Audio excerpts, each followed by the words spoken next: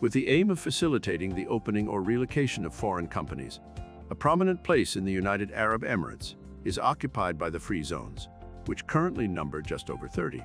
The companies held there may, under certain conditions, be wholly owned by foreign investors, even before the recent change that makes the same possible for companies in the mainland, and at the same time can benefit from a tax exemption. The companies established therein will not pay income taxes, nor will they be subject to declaratory obligations. As for VAT, which in any case in Dubai is just 5%, it will only be payable if the company exceeds certain turnover thresholds, and if it does not fall under exemption cases. In fact, it should be noted that often, companies established in free zones, operating online and having turnover generated outside the Emirates, are usually also exempt from VAT.